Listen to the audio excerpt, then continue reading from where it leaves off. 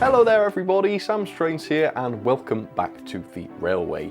Today I've got serious trouble with one of my locos and I'm going to see if I can do something about it.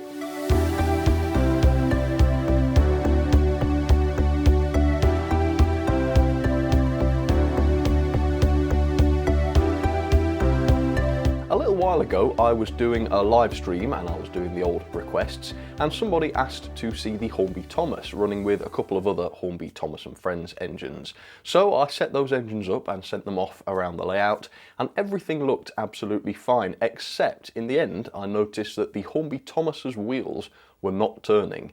The other engines were literally just pulling him along and his wheels were not turning. So I investigated, I took him off and put him on the track on his own, and sure enough, even with a bit of wiggling and a little bit of nudging, absolutely nothing. Thomas was dead. So right there on the stream I took off his body and had a look and I put power directly to the motor, still nothing. So I removed the motor and applied power directly to it and nothing. And I did this all on stream, you can go and watch it if you want to, I'll put a link up there.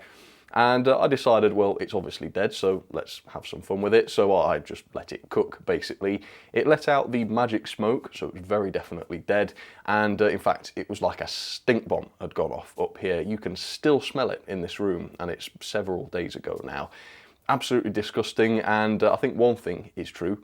That motor doesn't work anymore. So today I'm going to try and fix it. Now, one thing I can't do is just buy a new Hornby Thomas. That would be an obvious solution because they're not that expensive. It saves faffing around. But of course, Hornby don't produce the Hornby Thomas anymore, so I can't do that. So my choice is to try and fix the thing. That's what I like to do anyway. So currently we've got Thomas in bits. He's still not been put back together. I've got his body here. Obviously that's not going to be very relevant today. We've got the chassis, which has had the motor unit removed. And then I've got the motor unit itself, which, I mean, to be fair, it's quite a good design in that this whole piece is removable, and so we can just work on this thing and rather than the whole loco, which is quite easy. And so what I've got to try and do is replace the motor. Now, fortunately, the motors that Hornby use, is it the M-type M motor, something like that? I don't really know what it's called. Fortunately, they are very, very cheap, which in some ways is good because, as you can see, you can buy them very, very cheaply. But then again, I suppose they have a tendency to fail because they are so cheap. Either way, I've got another one here. I think, I'm not 100% sure, but I think this motor will fit. I guess we'll find out today. And it should be reasonably straightforward, but I thought you guys might want to see the process, so I'm going to do it on camera. And if it turns out not to be straightforward, then I'll look a bit of a, won't I, at the end of this? Can I say that word? I'll censor it just in case. I didn't say anything bad, don't worry. Anyway, let's put this in. Let's see if we can get Thomas to work again. So I'm going to try and do this without really using any specialist tools, and then that way if you guys ever have to do this at home, you should be able to do it as well without having to go out and buy a load of extra gubbins to get the job done. So the first task is, I think, to try and get old Poopy Pants out of this enclosure here. Old Poopy Pants being the old motor, of course, which just stinks like elephant dung for some reason. I don't know why they smell like that when they burn out, but they sure do. So the only specialist tool I'm going to be using is the soldering iron, and I'm going to need that to desolder the old motor. So we're going to get these wires off. It should be doable. There we go, that's one out. Okay, there we go. So the old motor is now no longer soldered to the chassis thing, so we're going to try and pull this thing out. I think it should just be clipped into here, so I'm just going to lever it up with the underside of the worm and try not to damage the cradle. So there we go. Obviously we need this cradle thing. Yeah, we can't manage without. Another thing that we obviously can't manage without is the worm drive. Now you can get a special tool to remove these worm drives so that I can swap it onto the new motor, and that thing is called a gear puller. I've got one of those, but I'm going to just try and pull this worm off with my hands. Then if it works, then you probably won't have to go out and buy a gear puller, but we'll try. Let's see. I'm going to need the gear puller. Yeah, it's on there pretty tight. So the gear puller is one that you might need. If I can find one, I'll put some links to it down in the description so that you can get one yourself. But I'll very briefly show you roughly how it works. So the gear puller comes with a number of different bits. I think I've probably even lost some of them, but you need to find a bit that fits the shaft of whatever you're trying to remove. You know, this might not even work. No, I don't think any of these bits, the bit that fits isn't long enough to get down into the actual puller itself. So I guess what I could do is put a different something in there. Alright, we'll try that. So I've never done this before, putting something foreign into my gear puller. Might not work. I'm not using a bit designed for the gear puller, so this might not work very well at all, but we'll try. Yeah, no, it's worked. Another thing to do is keep an eye on how far the worm drive is mounted onto its shaft initially. There we go, that's off. That is not critically important, but if you can roughly match it on the replacement motor, then the performance stands a good chance of being decent. So there we go, that's the old motor completely free now, and yeah, it is almost entirely locked up. I think what happened is one of the brushes came off the brush spring and then just got stuck and caused a massive short. Yeah, it wasn't pleasant. So for this, for replacing the worm drive, I'm going to just clamp it in the vise and push the two together, trying to match the position of the worm on the old motor.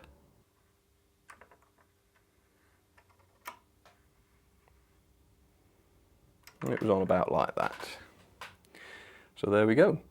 Now at this point it would be smart to test the motor before putting it back into the loco, so let's do that. So I'm just going to hook this up to a train controller. So here we go. Test.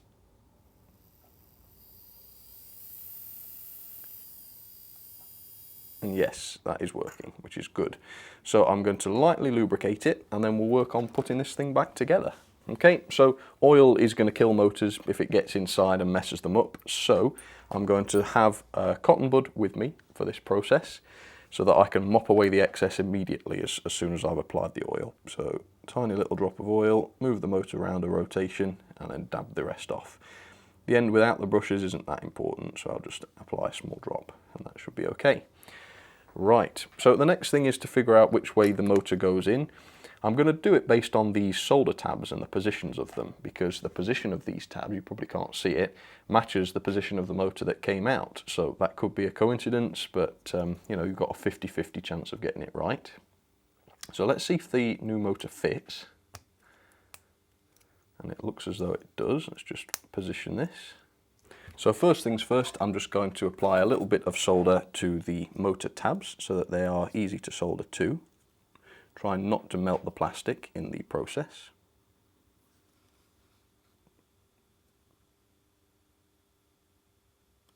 Okay, and that takes the solder nicely as it should.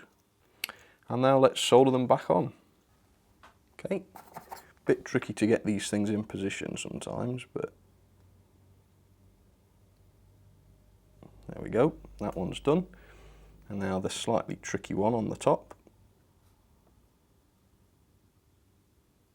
And we'll finish with that capacitor as well, just so that it's exactly as it was before.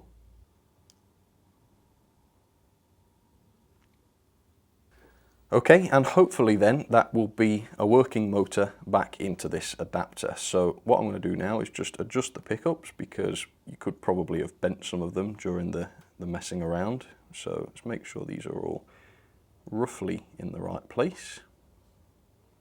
Yeah, and they do seem to be.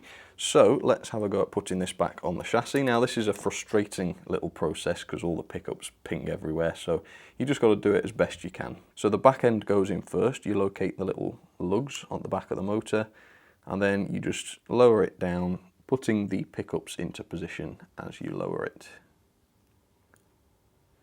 If you really can't get this, you could remove the wheel set and then put the motor in and then get the wheels in position. Sort it that way, that does work as well. Okay, so motor screw. It's a good job I didn't lose this, because I took this screw out a few days ago when this first broke down. So let's get that in position, and hopefully, very, very hopefully, that is all I will have to do to fix Thomas. Hopefully. I guess we could test very briefly just to see by giving some power to my train controller and then just tapping power to the wheels. Not go too much. Yeah, the motor's turning. Give it a little bit more. Yeah. Great. So obviously, new motor, that means new run-in, so you have to treat this as though it's brand new, let it run in for 30 minutes in each direction, and hopefully Thomas will be good as new, but you never quite know about these things until you get them on the track and test them. So let's put this down on the railway and see what sort of performance we get. Okay, it is the moment of truth. Does my Thomas live to see another day? Let's see, give it some juice. Yeah, that looks pretty good, doesn't it? Ooh. Sounds a little bit grumpy, in reverse anyway, but that is fairly common. So, I mean, these motors, right, they might fail a bit more often than they're supposed to, and they might stink your house down with the smell of rotting poo when they do, but when they are working properly, they do perform well. I mean, look at this. Let's see if the crawls are pretty good, and it is. It's a 3-pole motor, folks. It's not bad, is it? It's very good. So, like I say, I need to run this thing in before it's, you know, safe to hook it up to some rolling stock. And I would say, with these motors particularly, you do want to break them in before you load them up, because that could contribute to the failures, I suppose. So let's set this at 50% speed and see how he gets on. So it's nice to see Thomas back to his normal self. Seems to have got a good speed to him now, that's at 50. Seems perfectly happy, the noise sounds normal. Yeah, I think that is problem solved, assuming the running in goes without hitch, but I think it will be alright. So there you go, that is something you can do at home. You don't have to pay to have someone repair it. It's actually a fairly easy job, and you can do it without too much specialist equipment. A soldering iron is definitely needed, and a gear puller is highly recommended. As you saw, it was a bit too hard to pull that worm drive off by hand. You can do it, but it's not ideal. I mean, there's a lot of sharp parts. You can hurt yourself on them if you're using a lot of force. And also, it's easy to damage something if you're using other naughtier tools to try and pull the worms off. So, yeah, a worm puller is definitely something worth having, I would say, but not absolutely essential. So there you go. I hope you enjoyed the video. I hope you enjoyed seeing another loco resurrected. I don't like having damaged locos in my collection, so if they all work, then all is right with the world, as far as I'm concerned. So, thank you very much for watching, and I'll see you very soon. Alright, just a short one today. Cheers, everybody.